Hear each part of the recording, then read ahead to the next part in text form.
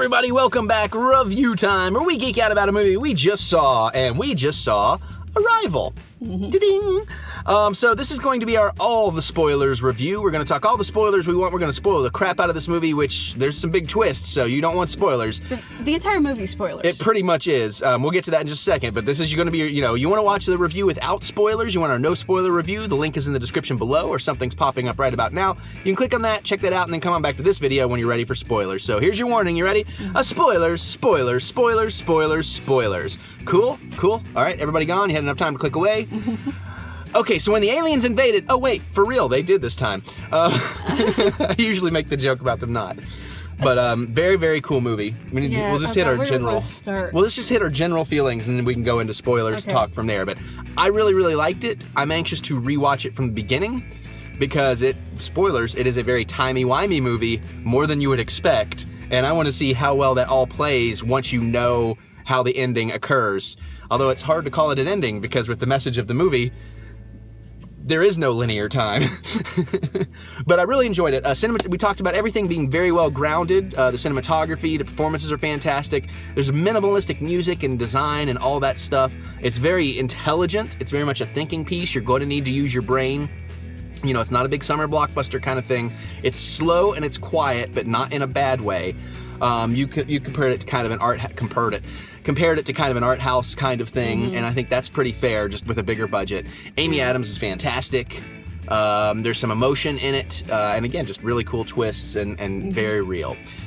Okay, so I guess I want to start with the beginning then, if that's cool. It has like this 4-minute beginning that is not nearly as emotional, but is very reminiscent of Up. Because you see Amy Adams, and you see her, it starts with like the birth of her daughter, and you see the daughter grow into a little girl, into an angsty teen saying, I hate you, into a young teen who dies of cancer. Yeah. So you're like, whoa, that's how they're starting this movie? Fuck. So you go into the movie thinking that Amy Adams has, you know, been through this emotional trauma, and then the aliens invade. Or not really invade, they just kind of show up and sit there. Yeah. Everybody freaks the fuck out. They just sit there. Which we would, you know, that it would be just like the movie showed. There would be a good portion of intelligent people being like, look, we're scared, but we recognize we're scared. Let's try to do this rationally and work through it.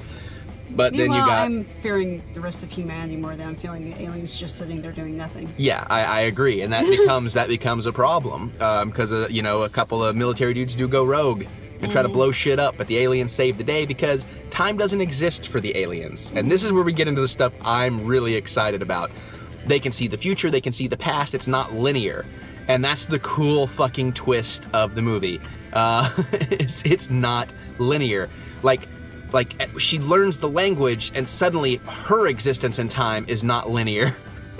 Because the way she learns to stop like the Chinese and the Russians from going to war with the aliens is because she has a flash to the future where this general tells her about how she called him and spoke the dying words of his wife, but he's like giving her the phone number and the dying words of the wife in that conversation for her now in modern time to actually make happen. And even the general's going, I don't even understand how the fuck this works, but yeah, yeah, like it's timey-wimey, like it really is chicken or egg kind of thing, and it opens up all these fantastic questions about the nature of time and can you change things or are they fixed points and, you know, all that kind of stuff, and I'm just like, okay, my jaw is now on the floor.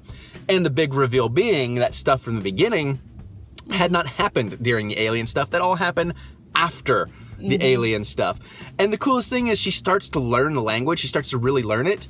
But then to really learn it, when she gets it, is when she flashes forward to the future and reads the book she wrote about translating the language that she hasn't written yet. And then she clicks back, it's like, oh my God, I get it now. I see, I understand it all. So that was just, oh man, that's my jam right there. You start getting into that, like, that's what we're talking about, really cerebral. And that, you know, a lot of people may not be able to follow it as much as I would think they could, but the thing is now, if everything's not already set in stone, the aliens show up Sharia knowing how to speak to humans, more or less. So I'm kind of going like, can you guys sped up the process? But again, and that's and kept like speeding up the process because you keep it's playing the future game. And it's arguable too that, you know, it's again more kind of chicken and egg stuff, is like, can they know it without starting, because they exist in the past, the present, the future all simultaneously. God, I mean, that's what I like about it, is maybe that's a hole, maybe it's not. Like, that's the kind of thing I can go think about and try to figure out, can I make sense of that? Or does, you know, because I feel like they've thought all that through. The movie feels that way, unless that's just the trick of the movie.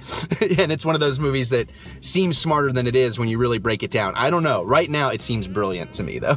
Of course, the one question that they never answered was the whole reason why they want humans to learn their language and become effectively timeless is because there's a major threat 3,000 years in the future. And they will need humanity to save the aliens. That's true, yeah. But it's like... They don't answer that. That's like not talked about at all, other than the one reveal of that, which is kind of cool. So, sequel? Maybe. I mean, I like that, you know, we don't have everything spoon-fed to us and we don't have all the answers, you know. You are left with a lot of questions. But very, very well done, though. So there's also a moment that definitely got me teary-eyed towards the end, because I'm such a romantic, and she knows. I mean, she squeezed my hand harder, too. She knew it was getting me. But after all is said and done, everything's figured out, and Jeremy Renner, you know, that he kind of becomes... They don't really become romantically intertwined in the movie, but they kind of, in the future, it's all hinted at until it's revealed that he's the father of the future daughter. Yeah. But after the aliens leave and everything, he's just talking about, because he's a scientist, like, you know, I've spent my whole life looking to the stars, wondering about them, but the most amazing thing about this whole experience was meeting you, to Amy Adams. I was like, oh. And like, it's one of those, he did it where I knew that was the line he was about to give, and I'm like, yes, say that line, because it's gonna get me, and it got me, so. Yeah, I saw it coming. Yeah, no idea, but it was really sweet. So, aliens. Abbott and Costello. Abbott. So you're dealing with aliens. You can't read their writing. You can't understand what the fuck they're saying. By the way, they apparently speak in didgeridoo. The thought, like, she had the didgeridoo comment, and then all I could think was, it's like a Cheech and Chong movie. Like, they're like the teens that they've snuck away from the parents' house and they're baking out the car and playing their didgeridoo, and like they see the humans and they're like, oh man, do you see that? Is that real? Am I really? Whoa. Sorry, but yeah, that language is very much didgeridoo. But they have two clearly, they look almost exactly the same, but they have very different body types. One's tall and skinny, the other one's short and fat. And before they even saw on the screen, it's like, oh, Abbott and Costello. Yeah, she apparently saw the name thing coming because she saw that in them. Yeah. I also like that you said kind of Cthulhu and... It's like Cthulhu meets Dolly. Because they're heptapods. They have sort of this octopus-like body, except they have... It's like a seven-fingered version of Thing. Yeah. With like a closed eyeball on top of it or something. Yeah, I don't even know if they have eyes. I know, well, I'm just saying it looked like it. I kept expecting it to like open like an eyelid or something, which it never did. But but it reminded me of if you look at the Salvador Dali paintings, like the stupidly long-legged animals. Yeah. Like the elephants with the long stick legs. Yeah. It's kind of what it reminded me of. Mixed with Cthulhu. Yeah, and I can totally see that too. So the design, the effects, all that stuff was really cool. I like them writing with like the ink that came out of their They also had like, wasn't 8, so octopus is the wrong word, but it's almost Heptopus? Well, no, because I'm saying like then they would like one of their 7 legs would come out and like it would open up like octopus, but it's like, was it 3 or 4? That was a like bunch. Mini tentacles. It was like at least 6. Was it? Yes. I don't think so. I think it was like 3 or 4, but I'm not gonna argue about it. But it splays out like an octopus. Yeah, and then like ink comes out of it, and that's how they like write their language in the air and stuff. Best I can tell, they actually must like have some sort of telekinesis or something to manipulate the ink into whatever shape they want. Yeah, that seems accurate.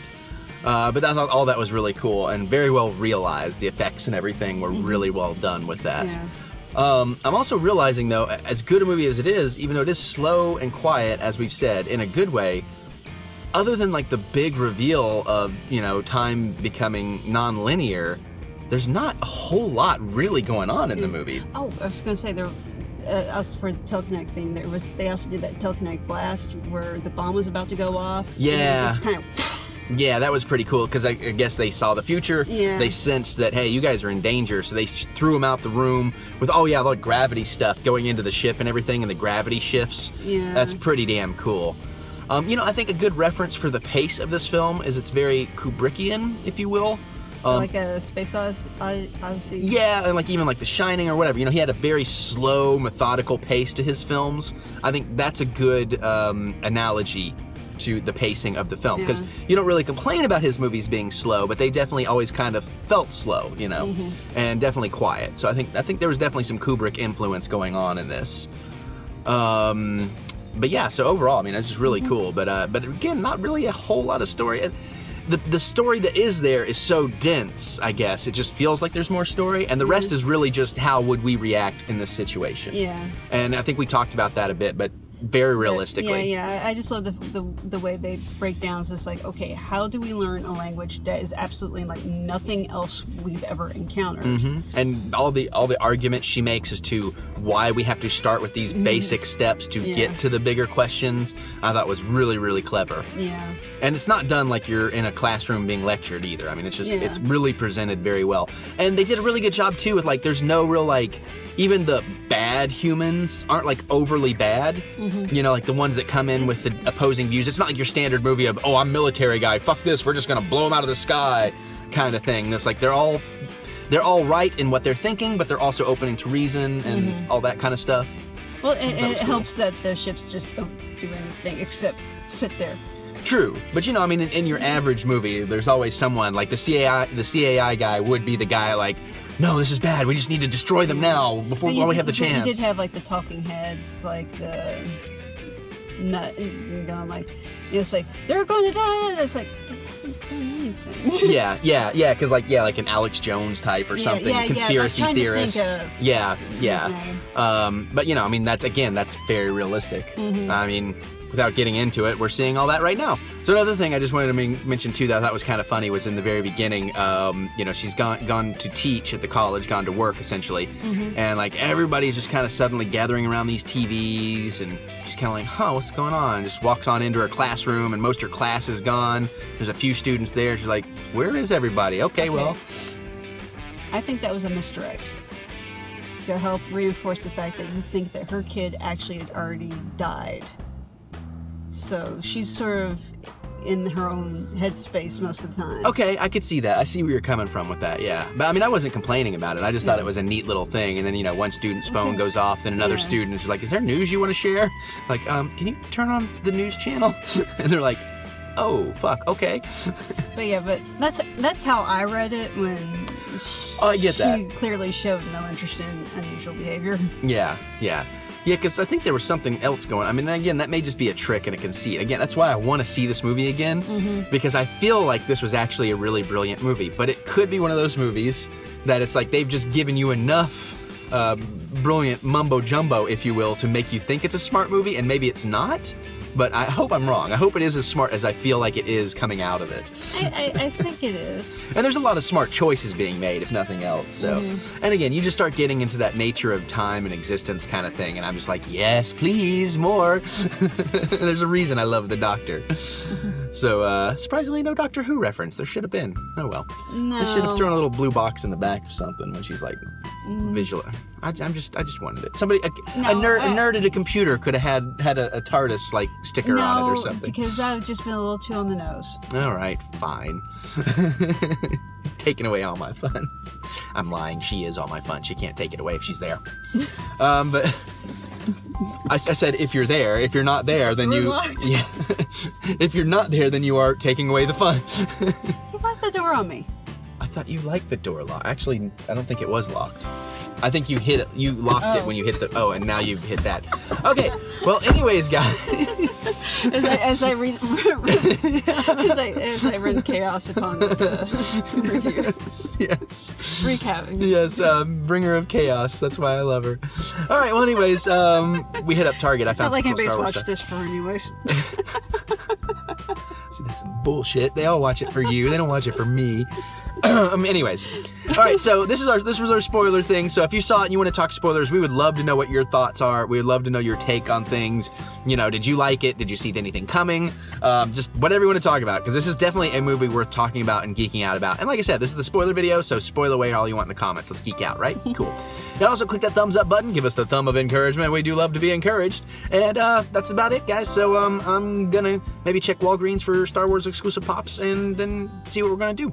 And we're gonna get out of here. So we'll see you guys later.